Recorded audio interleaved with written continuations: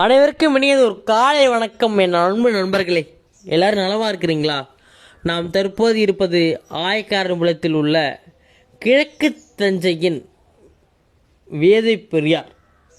கிழக்கு தஞ்சையின் வேதை பெரியார் பேரை சொல்லும்போதே ஒரு கம்பீரமாக இருக்குல்ல, அப்படிதாங்க நம்ம மதிப்புக்குரிய மரியாதைக்குரிய மறைந்த மாமி தாத்தா அவர்கள். மதிப்புக்குரிய மாமி அவர்கள் ஓர் எழுதப்படாத வரலாறு. பிறப்பு 6/3/1937. 1965 திருத்துறைப்பூண்டி மாவட்ட திமுக செயலாளர். 1967 முதல் சட்டமன்ற வேட்பாளராக களம் கண்டு 264 வாக்குகள் வித்தியாசத்தில் வெற்றி வாய்ப்பு இழந்தது.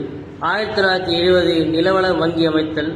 ஆயக்கரம்பலம் ஊராட்சி மன்ற தலைவர். 1971 சட்டமன்ற தேர்தலை வென்று தமிழ்நாட்டில் அதிக வாக்கு வித்தியாசத்தில் வென்ற இரண்டாவது வெற்றியாளர். 1974 மத்திய அரசிற்கான தமிழ்நாட்டின் அரசின் சார்பாக புகையிலை வாரிய உறுப்பினர்.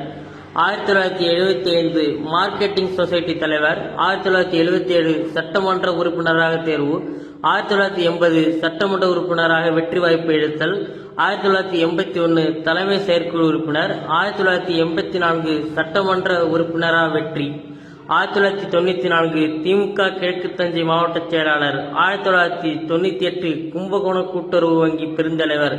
1999 வேதாரண்யம் நகர வங்கி மற்றும் வேதாரண்ய நிலவள வங்கி தலைவர். ஆயக்கரம்பலம் கூட்டுறவு வங்கி தலைவர். நாகை மாவட்ட செயலாளர். வேதாரண்யம் சிறு உற்பத்தியாளர்களின் இணைய தலைவர். வேதாரண்ய நகரமன்ற தலைவர். திமுக நாகை மாவட்ட அவைத்தலைவர். திமுக பெரியார் விருதாளர். வேதையில் பெரியார் சிலை வைக்கும் முதன்மையாளர். பெரியார் மாமி படிப்பக நிர்வாகி. இறப்பு 21/9/2020. இத்தனை பட்டங்களுக்கும் சொந்தக்காரர் இவர் ஒருவர்தான். தந்தை பெரியாரின் பெருந்தொண்டன் எங்களின் வேதை பெரியார் மதிப்புக்குரிய மாமி அருங்காட்சியகத்தில் தற்போது நாம் இருக்கிறோம். ஒரு மனிதன் பிறந்தான் இறந்தான் என்பதில்லை வாழ்க்கை. அவன் இறந்த பின்பும் அவன் பெயர் சொல்ல வேண்டும், அவன் பெயர் வாழ வேண்டும். இங்கே நீங்கள் காண்கின்ற ஒவ்வொரு புகைப்படங்களிலும் அவர் செய்த நலத்திட்டங்கள் உங்கள் கண்முன்னே வந்து போகும்.